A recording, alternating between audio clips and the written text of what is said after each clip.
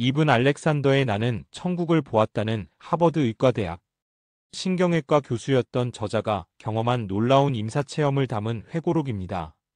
과학적 사고에 익숙했던 의사가 7일간의 혼수 상태 동안 겪은 영적 체험을 통해 자신의 세계관이 완전히 뒤바뀌는 과정을 진솔하게 서술하고 있습니다. 책은 저자가 대장균성 뇌막염으로 갑자기 쓰러지는 장면으로 시작합니다. 의학적으로 성인에게 1000만 명 중 1명꼴로 발생하는 희귀한 질병인 대장균성 뇌막염은 저자의 대뇌 심피지를 완전히 마비시켰습니다. 저자는 이 상태에서 의식이 육체를 떠나 다른 차원의 세계를 경험했다고 주장합니다. 이것이 단순한 환각이 아니라 실제 경험이었음을 의학적, 과학적 근거를 들어 설명하려 합니다. 특히 주목할 만한 점은 저자의 배경입니다. 그는 철저한 유물론적 세계관을 가진 과학자였으며 이전에는 다른 사람들의 임사체험을 단순한 뇌의 작용으로 치부했습니다. 그러나 본인이 직접 경험한 뒤 뇌가 작동하지 않으면 의식도 멈춘다는 자신의 의학적 신념이 완전히 흔들리게 됩니다.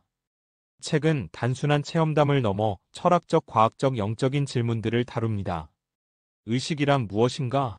뇌와 의식의 관계는 무엇인가? 죽음 이후의 세계는 존재하는가? 과학과 영성은 공존할 수 있는가? 이런 본질적인 질문들에 대해 저자는 자신의 경험을 통해 독특한 관점을 제시합니다. 마음 챙김.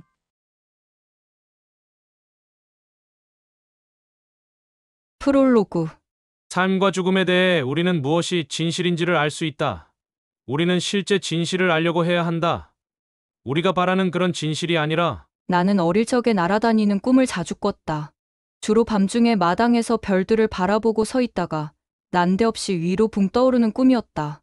처음 몇 인치는 저절로 떠올랐지만 위로 올라갈수록 내가 어떻게 하느냐에 따라 비행이 달라진다는 것을 곧 깨달았다. 날아다닌다는 기분에 휩싸여 너무 흥분하면 바닥으로 곤두박질 쳤다. 아주 세게. 하지만 침착하게 차분히 즐기면 오히려 점점 더 빨리 날아올라서 별들이 반짝이는 하늘에까지 닿았다. 아마도 이런 꿈들 때문에 나이가 들면서 비행기와 로켓 같은 이 세상을 넘어 저 하늘로 데려갈 수 있게 해주는 것이라면 무엇이든 그것에 푹 빠져들었는지도 모르겠다. 가족들과 비행기를 탈 때면 이륙하는 순간부터 착륙할 때까지 비행기 창문에 얼굴을 갖다 대고 있었다. 14살이었던 1968년 여름에는 잔디를 깎아서 번 돈을 모두 세일플레인 레슨을 받는데 써버렸다. 1970년대 대학 시절에는 노스캐롤라이나 대학의 스포츠 패러슈팅 팀에 가입했다.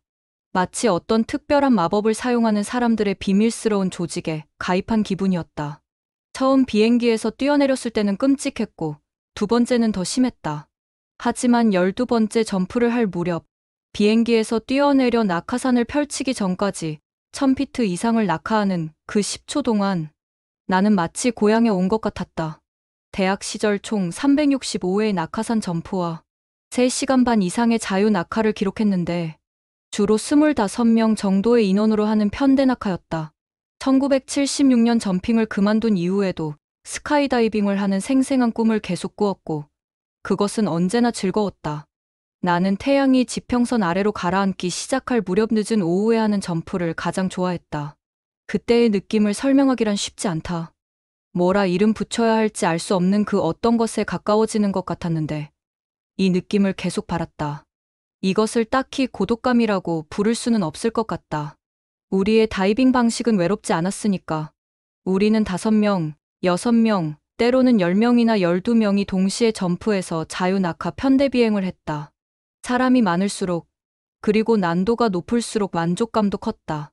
1975년 어느 아름다운 가을날 나는 몇몇 친구들과 함께 노스캐롤라이나 주 동부에 위치한 다이빙 센터에서 편대 비행 팀을 짰다. 그날 일정의 끝에서 두 번째 점핑이었는데 10명이 1500피트 상공의 D-18 비치크라프트 항공기에서 뛰어내려 운송이 모양을 만들었다. 7000피트 지점을 통과하기 전에 완전한 편대를 만들어서 거대한 뭉게구름 사이의 틈새 공간에서 18초 동안 비행을 만끽했다. 그러고 나서 3500피트 상공에서 각자 흩어져 낙하산을 폈다. 땅에 도착했을 무렵에는 저물어 있었다. 하지만 우리는 또 한 번의 석양 점프를 하기 위해서 서둘러 다른 항공기로 갈아타고 이륙했다. 이번에는 2명의 새내기 회원들을 처음으로 편대 비행에 합류시키기로 했다. 이는 새내기들에게나 노련한 우리들에게나 모두 흥분되는 일이었다.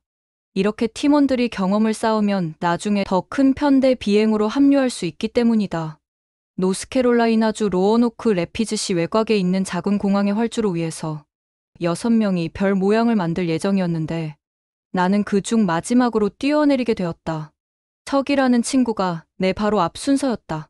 그는 자유낙하 편대 비행에 꽤 많은 경험이 있었다. 우리는 여전히 햇살이 드리운 7,500피트 상공에 있었지만 그 아래 거리에는 가로등이 켜지고 있었다. 해질녘의 점프는 언제나 장엄했기에 이번에도 분명 아주 멋진 경험이 되리라고 생각했다.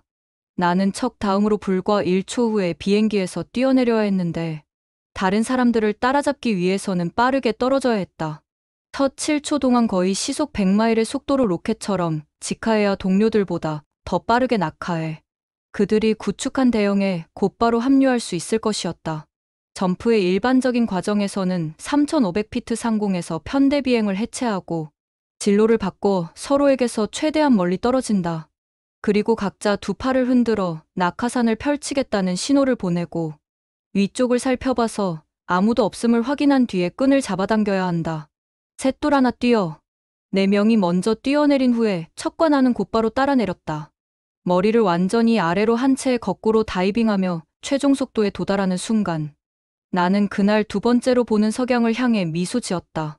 다른 사람들 쪽으로 전속력으로 하강한 후에 나는 내 점프슈트의 넓은 소매와 바지가랑이를 펼쳐서 공기 저항을 최대한 이용해 급브레이크를 걸 계획이었다. 하지만 나는 그럴 기회를 얻지 못했다. 편대 비행 위치로 수직 낙하하면서 새내기 한 명이 너무 일찍 들어왔음을 발견했다. 아마도 구름 사이로 급히 떨어지면서 겁을 먹었던 모양이었다. 그는 자기가 어둠으로 반쯤 뒤덮인 거대한 행성을 향해 초속 200피트의 속도로 직하하고 있음을 의식하자 결국 대형의 가장자리로 천천히 합류하지 못하고 다른 사람들의 대호까지 흐트러지게 만들었다. 나머지 5명도 제어 능력을 잃어버린 채 굴러 떨어지고 있었다. 게다가 다들 서로 너무 가까이에 있었다. 스카이다이빙을 하는 사람은 자기 뒤로 저압 공기 흐름인 엄청난 난기류를 남긴다. 만일 누군가가 그 진로 속으로 들어와 버릴 경우 그는 즉각 속도가 올라가서 자기 아래에 있는 사람과 충돌할 수 있다. 이렇게 속도가 붙으면 그들 아래에 있는 또 누군가를 차례차례로 강타하게 되는 것이다. 한마디로 이것은 재앙이다. 나는 사람들과 얽혀 엉망이 되는 상황을 피하기 위해 몸을 구부려서 방향을 바꾸었다. 안전 지점 바로 위에 떨어질 수 있도록 계속 내 몸을 조종했다. 다행히 방향 감각을 잃었던 다른 사람들도 각자 길을 찾아 위험에서 벗어나고 있었다. 척도 그들 속에 있었다. 그런데 놀랍게도 그는 곧바로 나를 향해 오고 있었고 바로 내 밑에서 멈추었다. 우리 그룹은 2000피트 상공을 통과하고 있었는데 척이 예상했던 것보다 더 빨랐을 것이다. 척은 운을 믿고 규칙대로 하지 않아도 된다고 생각했는지 모른다. 바로 이것이 문제였다. 척이 나를 못 본 것 같았다. 이 생각을 겨우 할까 말까 했을 때 척의 등짐에서 알록달록한 보조 낙하산이 꽃이 피듯 활짝 펼쳐졌다. 그의 보조 낙하산이 주변의 시속 120마일 바람을 타고 나를 향해 곧장 펼쳐지고 소매 뒤에 달린 그의 주초 낙하산도 곧장 잡아당겨졌다.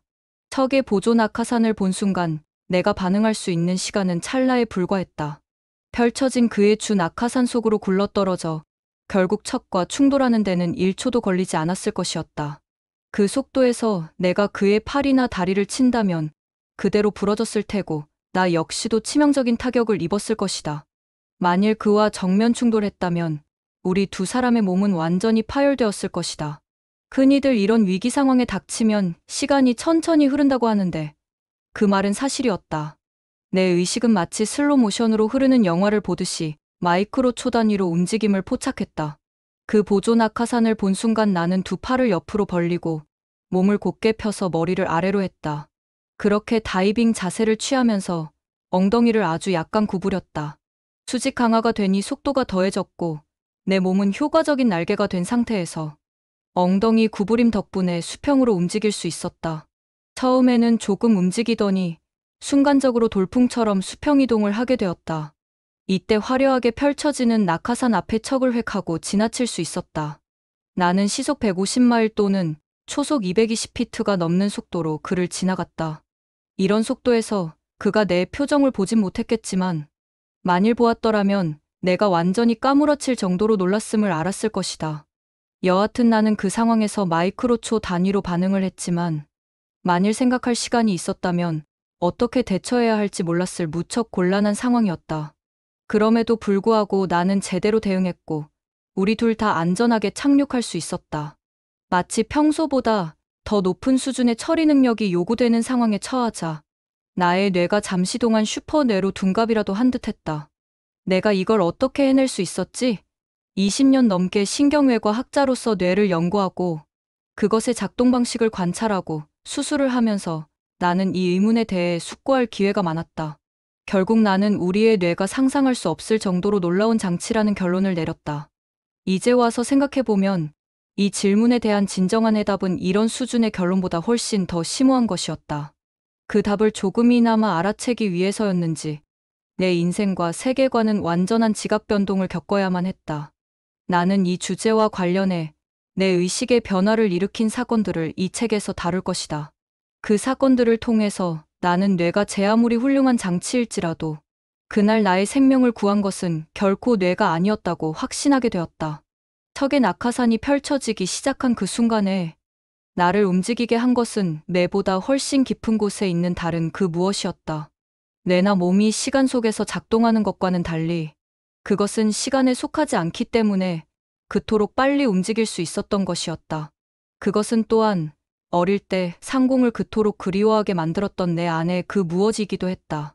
그것은 우리 안의 가장 영리한 부분이면서 가장 심오한 부분임에도 불구하고 성인이 된 나는 한동안 그것을 믿지 못하며 지냈다. 하지만 지금은 믿게 되었고 이제부터 왜 그런지를 말하려고 한다. 나는 신경외과 의사이다. 1976년 노스캐롤라이나 대학 채프릴 캠퍼스를 화학 전공으로 졸업했고 1980년 듀크 대학 의과대학원에서 의학박사 학위를 땄다. 듀크 대학 레지던트 과정을 거친 다음 매사추세츠 종합병원과 하버드에서 11년 동안 신경내분비학 신체활동의 대부분을 이끌어가는 호르몬을 분비하는 분비샘들인 신경계와 내분비계의 상호작용 연구에 집중했다. 그 중에서도 2년간은 동맥류로 인해 뇌의 특정 영역에 출혈이 생겼을 때 혈관들이 어떻게 병리학적으로 반응하는지를 연구했다. 영국 뉴캐슬 어폰타인에서 뇌혈관 신경외과 분야의 연구 조교를 마친 후에는 15년간 하버드 의과대학에서 신경외과 전문의로서 외과 부교수를 지냈다. 그 기간 동안 나는 수많은 환자들을 수술했고 그들 중에는 뇌의 상태가 생명을 위협하는 수준인 경우가 많았다. 내 연구 작업의 대부분은 정위 방사선 수술과 같은 선진적인 기술을 요하는 것이었다. 나는 종양이나 혈관 질환과 같이 다루기 어려운 뇌질환들을 치료하는 데 도움이 되는 자기공명, 영상 MRI 유도와 신경외과 수술의 발전에 기여하기도 했다. 그러는 동안 의학학술지에 150여 편이 넘는 장과 논문들을 저자 또는 공동저자로 참여해 기고했고 국제의학 컨퍼런스에서는 연구 결과물을 200회 이상 발표했다. 요컨대 나는 과학에 헌신하는 삶을 살았다. 현대의학의 도구를 사용해서 사람들을 돕고 치료하며 인체와 두뇌의 작동에 대해 더 많이 배우는 일이 나의 소명이었다. 그런 소명을 발견한 것을 엄청난 행운이라고 생각했다. 일과 결혼했다고 할 수도 있었겠지만 더 중요하게는 내 곁에 아름다운 아내와 사랑스러운 두 아이가 있었고 가족을 내 삶의 축복으로 여겼다. 여러 면에서 나는 운이 좋은 남자였고 이 사실을 잘 알고 있었다. 그런데 2008년 11월 10일 54세의 나이에 나의 행운은 끝난 듯 했다. 나는 희귀한 질병에 걸려 7일간 혼수 상태에 빠졌다. 이 동안에 나의 대뇌 심피질 즉 우리를 인간이게끔 해주는 뇌의 표면이 기능을 멈춰버렸다. 그것이 작동하지 않았으니 사실상 뇌가 부재하는 상태였다. 우리의 뇌가 부재하면 우리 자신도 부재하는 격이다. 지난 수년간 신경외과 의사로서 나는 신기한 경험을 한 사람들의 이야기를 많이 들었다. 대개는 심장마비가 일어난 후였는데 신비롭고 놀라운 풍경 속을 여행했다거나 죽은 가족들과 대화했다거나 심지어는 신을 직접 만났다는 경우도 있었다. 물론 멋진 일들임에는 틀림없었다. 하지만 내 견해로 이 모든 것은 순전히 환상이었다. 이토록 자주 보고되는 그들의 내세 경험은 무엇이 원인인 걸까? 나는 그것을 뇌에 기반한 현상이라고 보았다. 의식에 관한 모든 것이 그러하다. 뇌가 작동하지 않으면 우리는 의식할 수가 없다. 왜냐하면 뇌는 애당초 의식을 만들어내는 기계이기 때문이다. 기계가 고장나면 의식도 멈추는 것이다. 뇌의 실제 작동 방식이 얼마나 복잡하고 신비한가와는 상관없이 실상은 이렇게 단순하다. 전원 코드를 뽑으면 텔레비전도 꺼진다. 당신이 얼마나 즐겼든지 간에 쇼는 끝이 난다. 나는 뇌가 꺼지는 일을 직접 당해보기 전까지는 위와 같은 식으로 말해왔다. 혼수 상태였을 때 나의 뇌는 제대로 작동하지 못한 것이 아니라 전혀 작동하지 않았다. 아마도 이것이 내가 그때 경험한 임사체험의 깊이와 강도의 원인이었으리라고 지금 생각한다. 보고된 임사체험들의 상당수는 잠시 동안 심장이 멈추었을 때 발생했다. 이 경우에 대뇌 심피질은 일시적으로 비활성화되지만 대략 4분 이내로 심폐소생술을 하거나 심장 기능을 재활성화해서 혈액의 산소 공급을 회복시킬 경우 크게 손상되지는 않는다. 하지만 내 경우에는 대뇌 심피질이 이미 꺼져버린 상태였다. 물리적 뇌의 한계에서 벗어나 완전히 독립적으로 존재하는 의식의 세계와 직면하게 된 것이다.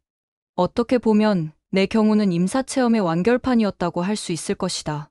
수십 년간 신경외과 의사로서 쌓아올린 연구와 수술실에서의 실제 작업 경험 덕분에 보통보다 높은 수준의 위치에서 내게 일어난 임사체험의 실상뿐만 아니라 그것의 의미를 판단할 수 있었다고 볼 수 있다. 그것의 의미는 실로 말로 설명할 수 없는 엄청난 것이었다. 나의 체험은 육체와 뇌의 죽음이 의식의 종말은 아니라는 것. 인간의 체험이 무덤을 넘어서까지 계속된다는 것을 보여주었다.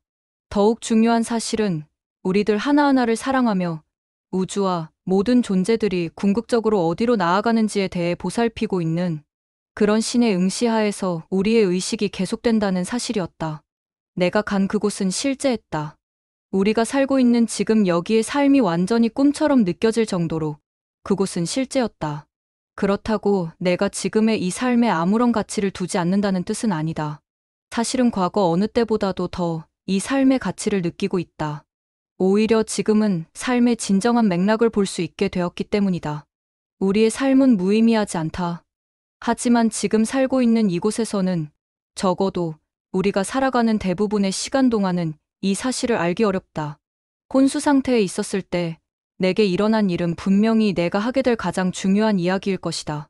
하지만 일반 상식과 너무 다른 내용이어서 무턱대고 사람들에게 외쳐댈 만큼 쉽게 할 수 있는 이야기는 아니다. 그런 한편 뇌과학 및 의식 연구의 최신 개념들에 익숙한 사람인 내가 의학적으로 추론하고 분석해서 내린 결론들이다. 내 여정의 이면에 있는 진실을 일단 깨닫는 순간 나는 이것을 말해야 한다는 것을 알았다. 이 작업을 제대로 해내는 일이 지금은 내 삶의 주요 과제가 되었다. 그렇다고 신경외과 의사로서의 직무나 내 삶을 포기했다는 뜻은 아니다.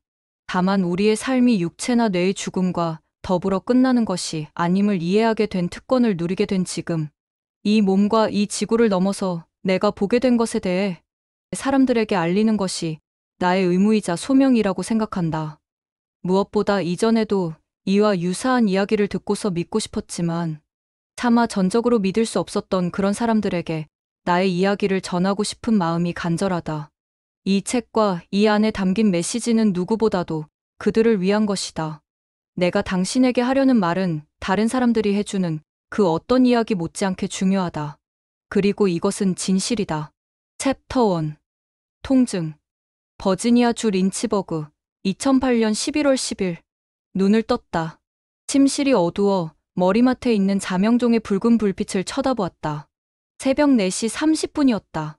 버지니아의 린치버그에 있는 우리 집에서 내가 근무하는 샬롯스빌의 초음파 치료재단까지는 운전으로 70분 정도 걸리는데 그에 맞춰 내가 평소 일어나는 시간보다 1시간 일렀다. 아내 홀리는 아직 깊이 잠들어 있었다.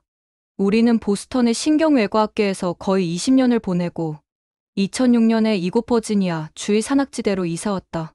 나와 홀리는 둘 다 대학을 졸업한 해인 1977년 10월에 처음 만났는데 홀리는 미술학과 석사과정에 있었고 나는 의과대학원에 다니고 있었다.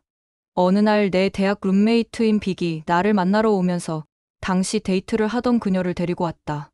아마 자랑하고 싶었던 것 같다. 그들이 떠날 무렵에 나는 홀리에게 언제든지 놀러 오라고 하면서 꼭 빅과 함께 오지 않아도 된다고 덧붙였다. 정식으로 처음 데이트를 한 것은 노스캐롤라이나의 샬릿에서 열린 파티에 함께 참석했을 때였다. 홀리가 후두염에 걸려 대화의 99%를 나 혼자 감당하며 자동차로 편도 2시간 반 되는 거리를 왕복 주행했는데도 힘들지 않았다. 우리는 1980년 노스캐롤라이나주 윈저 마을의 세인트 토머스 성공회 성당에서 결혼식을 올렸다. 그리고 내가 외과 레지던트로 일하는 듀크 대학이 있는 더럼 10연에 아파트를 얻어 이사했다. 돈은 거의 없었지만 둘 다 매우 바쁘게 생활했기 때문에 개의치 않았다. 우리는 함께 있다는 것만으로도 무척 행복했다. 나는 결혼한 해에 박사학위를 땄고 그와 동시에 홀리도 석사학위를 취득해 예술가로서 그리고 교사로서의 본업을 시작했다. 나의 첫 단독 뇌수술 집도는 1981년 듀크 대학에서였다. 우리의 맏아들 이븐 4세는 1987년 잉글랜드의 뉴캐슬 폰타인시에 있는 프린세스 메리 머터너티 병원에서 태어났는데 내가 뇌혈관 연구족으로 일하던 때였다. 둘째 아들 본드는 1998년 보스턴의 브리검 앤 위민스 병원에서 태어났다. 나는 하버드 의대와 브리검 앤 위민스 병원에서 일한 15년의 시간이 좋았다. 식구들도 보스턴에서 보낸 그 시절을 소중하게 생각했다. 하지만 2005년 홀리와 나는 이제 남부로 돌아갈 때가 되었다고 생각했다. 다른 가족들하고도 더 가까이 살고 싶었고 하버드 대학에 있을 때보다 좀 더 자유로운 생활을 할 수 있으리라고 생각했다. 그래서 2006년 봄에 우리는 버지니아 주의 산악지대인 린치버그에서 새 출발을 하게 된 것이다. 우리는 금세 어린 시절에 즐기던 남부의 평화로운 생활에 안착했다. 잠시 동안 나는 그저 누운 채로 막연히 무엇 때문에 잠에서 깨어난 것인지 생각해 보았다. 그 전날 일요일은 맑고 화창하지만 약간은 선선한 버지니아의 전형적인 늦가을 날씨였다. 나는 홀리, 본드와 함께 이웃집 바비큐 파티에 갔었다.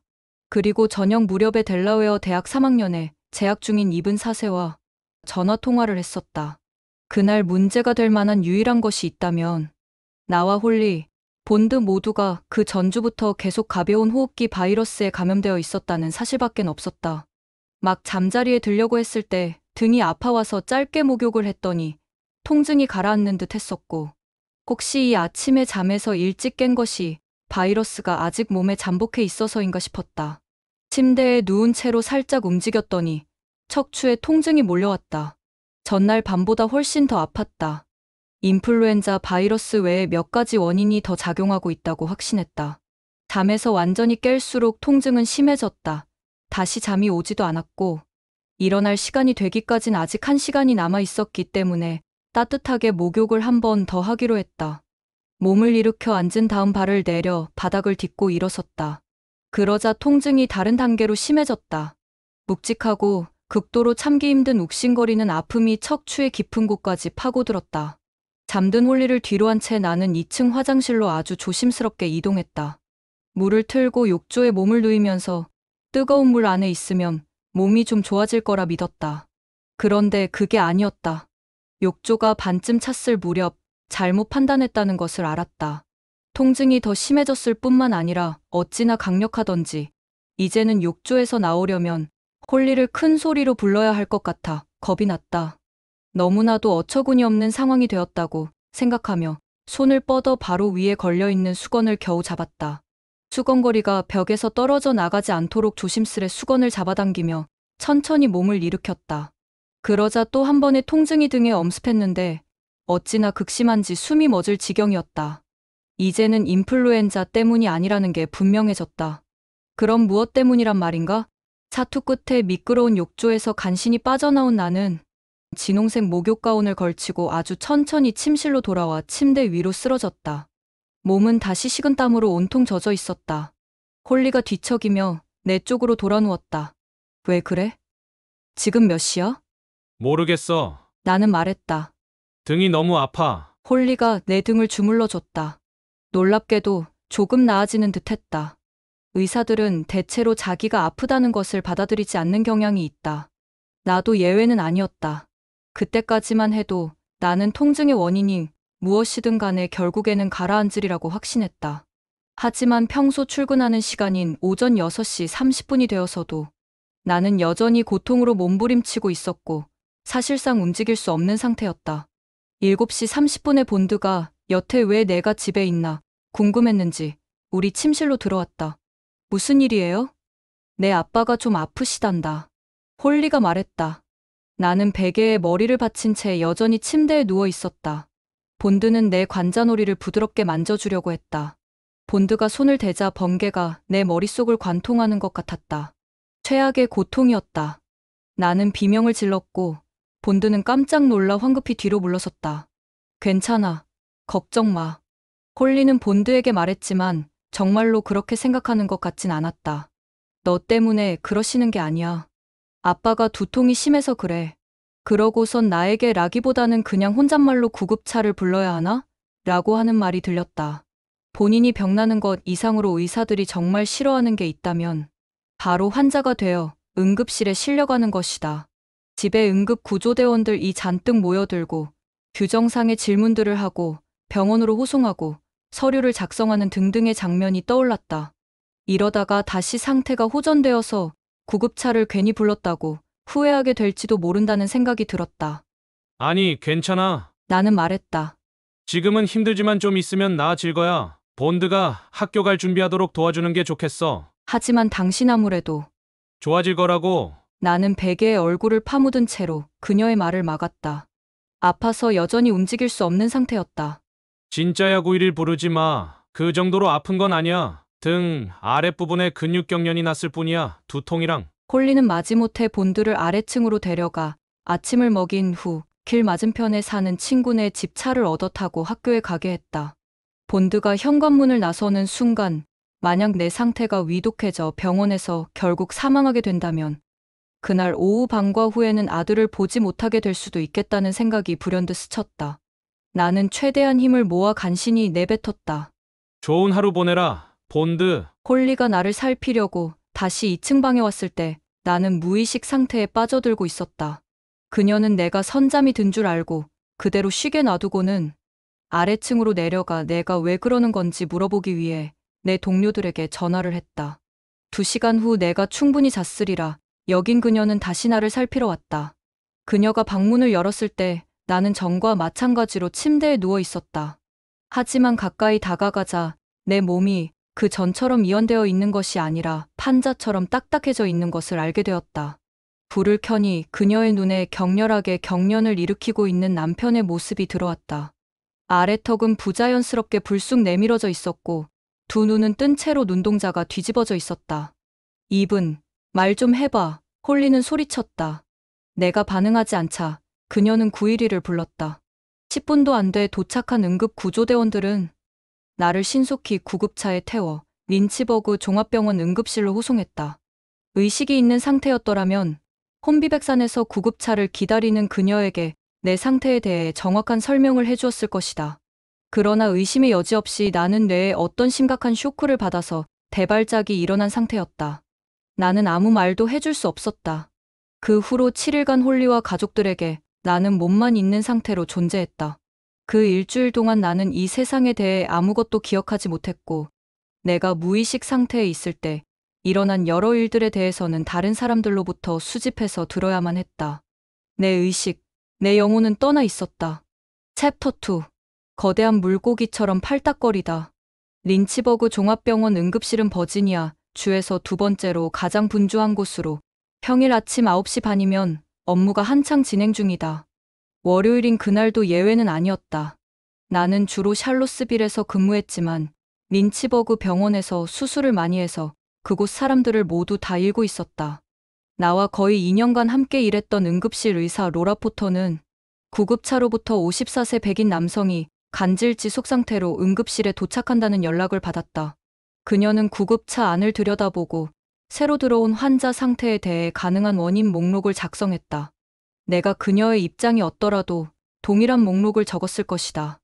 알코올 금단 경련 발작, 약물 과다 복용, 전하투륨 혈증, 뇌졸중, 전이성 혹은 초기 뇌종양, 뇌출혈, 뇌농양, 뇌막염 등 응급 구조대원들이 나를 응급실의 메이저 베이 1호실로 옮겼을 때 나는 여전히 간헐적으로 신음소리를 내고 팔다리를 마구 흔들며 격렬하게 경련을 일으키고 있었다.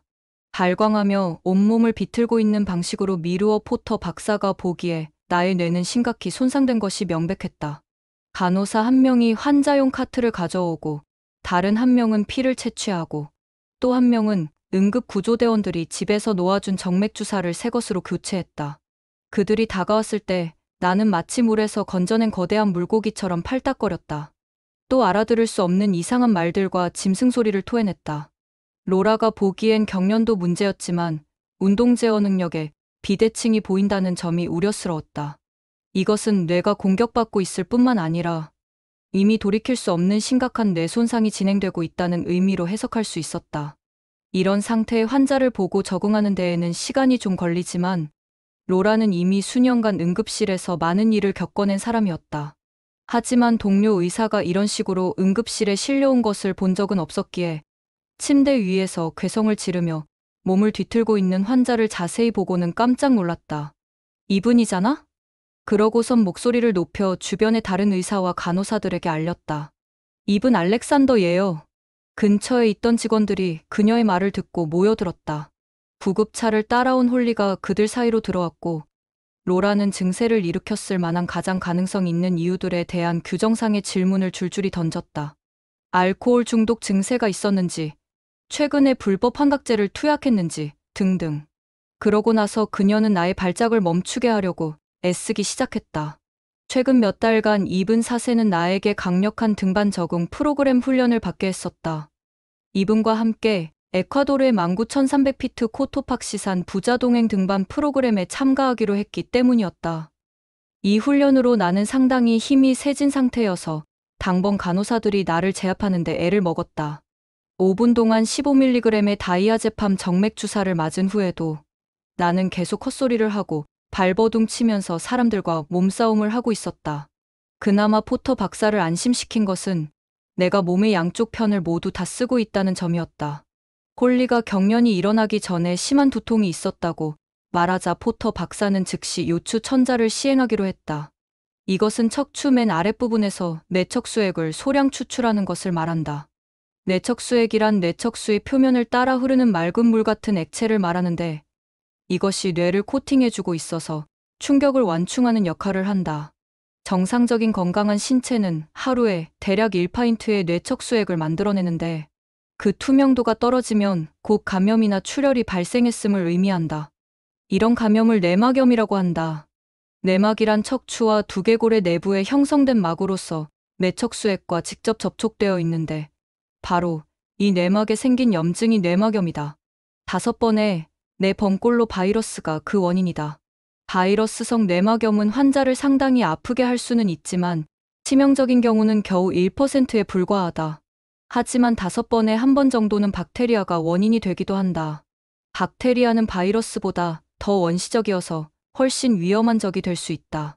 박테리아성 뇌막염은 치료받지 않을 경우 예외 없이 치명적이다. 적절한 항생제로 신속히 치료해도 사망률이 15%에서 40%에 이른다. 성인에게 발생하는 박테리아성 뇌막염의 원인균 중에서 가장 드문 것 중 하나가 대장균이다. 대장균은 아주 오래전에 출현한 굉장히 끈질긴 박테리아이다. 얼마나 오래되었는지 아무도 정확히는 모르지만 대략 30억 년에서 40억 년 사이로 추정된다. 이 유기체는 핵이 없고 무성 이분열이라는 원시적이만 지극히 효율적인 방법으로 번식한다. DNA로 채워진 세포가 자신의 세포벽을 통해 직접 영양소를 취할 수 있다고 상상해보라. 그러고는 여러 DNA 가닥들을 동시에 복사해서 매 20분마다 2개의 딸세포로 쪼개진다고 상상해보라. 1시간이면 8개가 된다. 12시간이면 690억 개가 된다. 15시간이면 35조 개다. 이렇게 폭발적으로 성장하는 현상은 먹이가 떨어 져야만 겨우 주춤하기 시작한다. 이 밖에도 대장균은 고도로 난잡한 생식을 한다. 세균접합이라는 과정을 통해 다른 박테리아 종과 유전자를 주고받을 수 있기 때문에 필요에 따라 신속하게 새로운 특성을 획득할 수 있다. 이러한 성공적인 수환 덕분에 대장균은 지구상에 초기 단세포 생물이 출현했을 때부터 지금까지 생존하고 있다.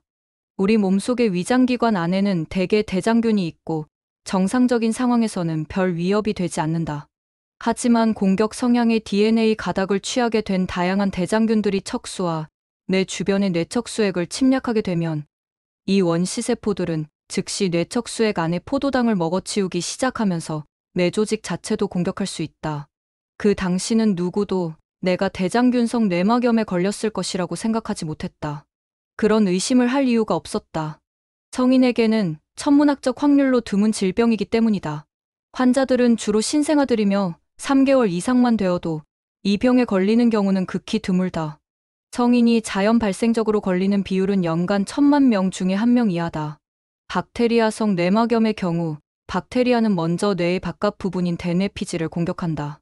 오렌지 껍질을 상상해보면 대뇌피질이 어떻게 원시뇌를 둘러싸고 있는지를 알 수 있다. 대뇌피질은 기억, 언어, 감정, 시각과 청각, 논리 등을 담당한다. 따라서 대장균과 같은 유기체가 뇌를 공격하게 되면 우리를 가장 인간이게끔 해주는 그런 기능들을 담당하는 부위가 초기에 손상된다. 박테리아성 뇌막염의 희생자들은 많은 경우에 발병한 지 며칠 내로 초기에 사망한다. 나처럼 신경계 기능이 급속히 저하되면서 응급실로 후송된 경우에는 오직 10%만이 운 좋게 살아남는다. 그나마 살아남은 이들의 상당수도 여생을 식물인간 상태로 보내게 된다. 포터 박사는 대장균성 뇌막염을 의심하진 않았지만 뇌에 어떤 특정 종류의 감염이 있었으리라 보고 요추천자를 하기로 결정했던 것이다. 그녀가 간호사에게 요추천자를 위한 기구를 가져오게 하고 시술을 준비하고 있을 때 내 몸은 마치 감전이라도 된 것처럼 솟아올랐다. 새로 힘이 들어간 나는 길고 고통스러운 신음소리를 냈고 아치 모양으로 등을 구부린 채로 허공에다 대고 두 팔을 마구 흔들었다. 얼굴은 시뻘개지고 목에 정맥이 붉어졌다. 로라가 큰 소리로 도움을 요청하자 2명이 더 왔고 곧이어 4명이 되더니 결국 6명이서 힘들게 나를 제압하여 시술을 준비했다. 그들은 강제로 내 몸을 태아 자세로 유지시켜 로라가 더 많은 진정제를 투여할 수 있게 했다. 마침내 움직임이 잠잠해지자 척추 밑으로 침을 꽂았다. 박테리아가 공격하면 신체는 즉시 방어태세를 취하고 침략자를 물리치기 위해 비장과 골수에 주둔하고 있는 백혈구 특수부대를 파병하게 된다. 외계 생물체가 신체를 공격할 때마다 발생하는 거대 규모의 세포전쟁에서 백혈구들은 초기 사상자가 된다.